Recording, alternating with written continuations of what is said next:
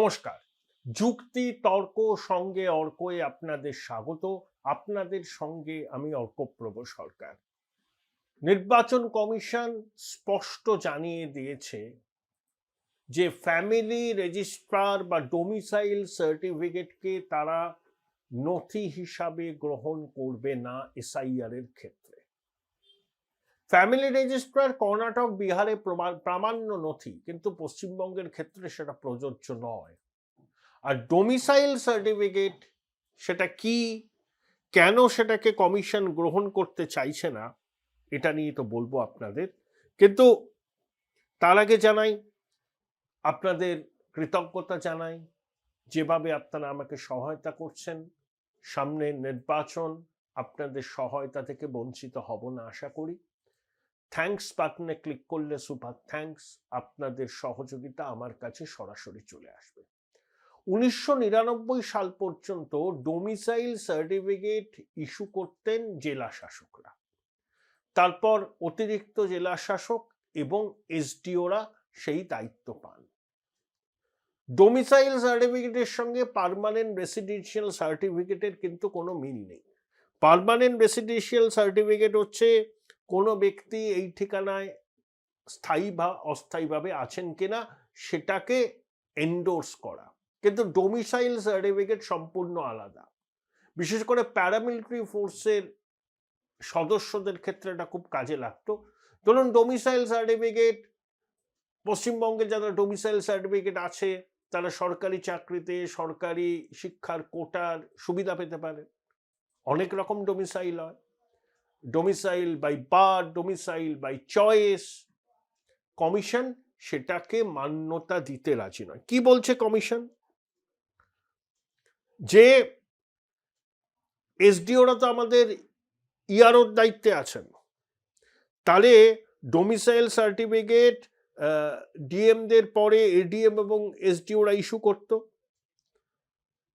CO দপ্তর থেকে রাজ্য সরকারের কাছে ডোমিসাইল সার্টিফিকেট সম্পর্কে বিস্তারিত রিপোর্ট চাওয়া হয়েছিল, সেই রিপোর্ট নবান্ন পাঠায়। তারপর সিও দপ্তর নির্বাচন সদনে পুরো বিষয়টা জানায়। তখন নির্বাচন সদন জানিয়ে দেয় যে ডোমিসাইল সার্টিফিকেটকে নথি হিসাবে বৈধতা দেয়া হচ্ছে না। এখন কমিশনের আপত্তিটা কেন?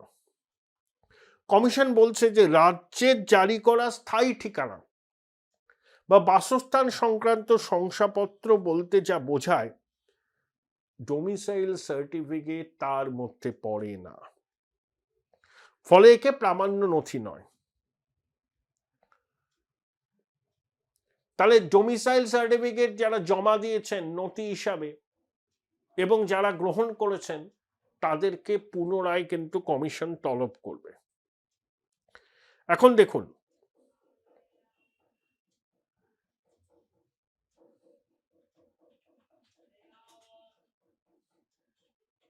ডোমিসাইল সার্টিফিকেট থাকলে আপনার কি সুবিধা?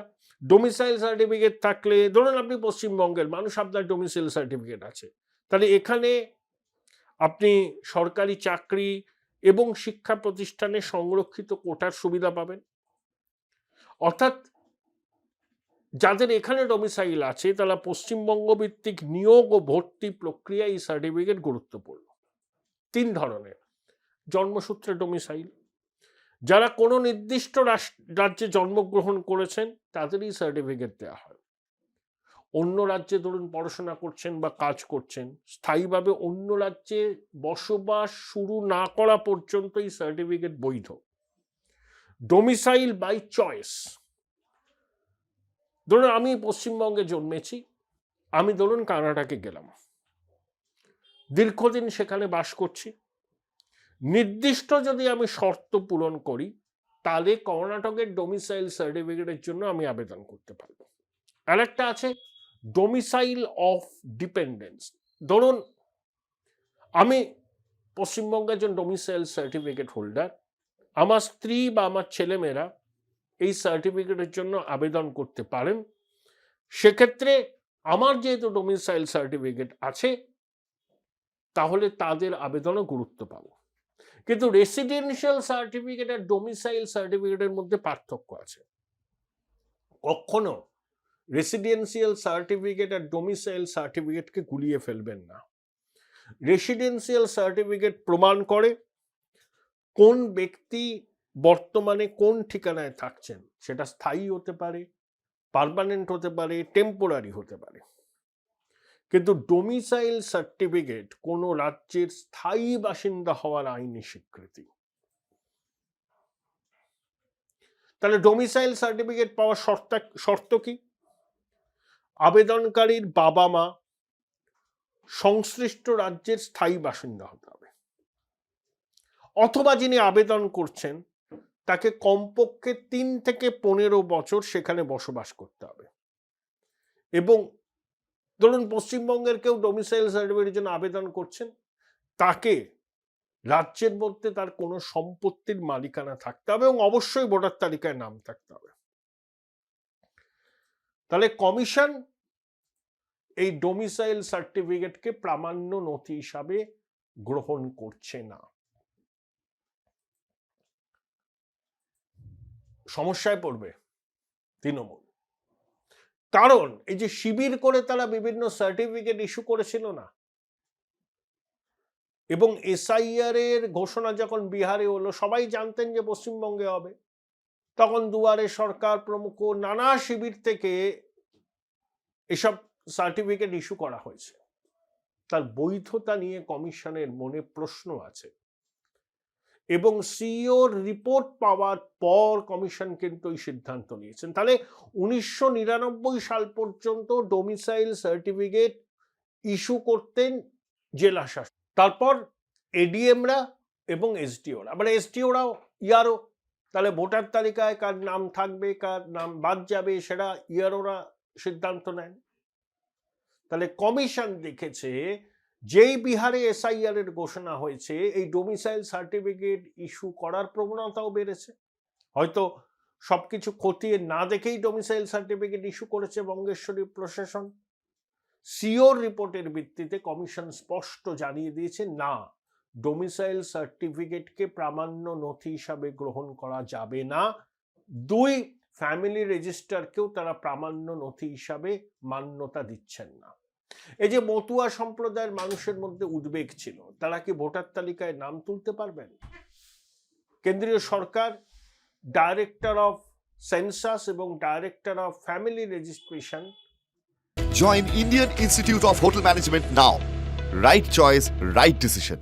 2006 সালের এক আইএস অফিসারকে নিয়োগ করেছে, এবং কেন্দ্রীয় সরকার সঙ্গে কথা বলে নির্বাচন কমিশন জানিয়ে দিয়েছে যে সিএ এর শংসাপত্র প্রামাণ্য নথি হিসাবে বিবেচিত হবে।